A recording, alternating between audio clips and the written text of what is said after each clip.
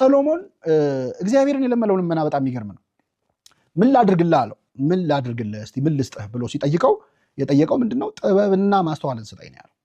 በጣም እንደ ሰሎሞን በነገራችን ላይ ልጅ ሆኖ ሳለ ብልህ ሰው 12 ዓመቱ ነው። በ12 ዓመቱ ግን ምንድን ያለው? ጥበብንና ማስተዋልን ስጠኝ አለ።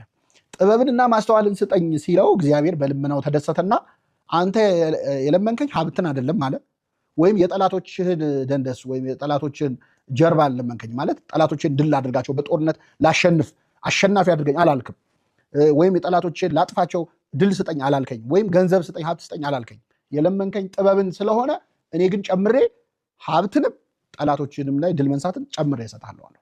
እግዚአብሔር ደስ ሲያሰኘው ልመና ያልተለመነውን ይሰጣል፣ ከተለመነው በላይ ይሰጣል። በመንግስት አስበኝ ሲለው ያ ወንበዴ ደስ አለው። ትትን ነው በመንግስት አስበኝ ያለው። መቼስ አሁኑኑ አድነኝ ቢል የወንበዴ ትዕቢተኛ ይባል ነበር። በመንግስት አስበኝ ሲል ደስ አለውና ዛሬ ከኔ ጋር በገነት ትሆናለህ አለው።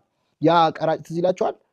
ቀና ብዬ ሰማይና ኃጢአተኛ ነኝ ብሎ በቤተ መቅደስ ያግብዝ በሳምንት 2 ጾማለሁ እንዲያደርጋለሁ እያለ ጽድቁን ሲዘረዝር፣ እሱ ግን ቀና ብሎ ሰማዩን ማየት አፍሮ ጌታዬ ኢየሱስ ክርስቶስ እኔን ኃጢአተኛውን ማረኝ እያለ ይጸልይ ነበር።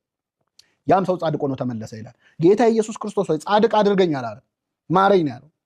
ደስ አለው በትትና ማረኝ ሲባል ኧረ የምን መማር ልጨምርልህ ብሎ ጻድቅ አደረገው ይላል። ጸልዮ ጻድቅ ሆኖ ወጣ። ተማራ አይደለም ጻድቅ ሆኖ ወጣ። እና እግዚአብሔር ጥቂት ሲለምኑ ብዙ የሚሰጥ አምላክ ነው። እና ሰሎሞንንም ተደሰተበት። ጥበብን ነው የለመንከው አንተ፣ ግን እኔ ያለመንካቸውንም ጨምሬ እሰጥሃለሁ አለ። እና እንደው ልመናችን ላይ ጠንቀቅ እንበል ነው። ደህና በቃ መንፈሳዊ ልመና ሲለመን እግዚአብሔር ደግሞ ነግሮናል እኮ አልሰሰተም። አስቀድማችሁ ጽድቁንና መንግስቱን እሹ ሌላውን ጨምርላችኋለሁ ብሎ እና ለነፍስ ስትለምን ለስጋ ይጨምርልሃል እግዚአብሔር ማለት ነው። እና ሰሎሞን ጥበብን የተሞላ ነበረ። እንደ ሰሎሞን ያለ ጠቢብ ተገኝቶ አያውቅም።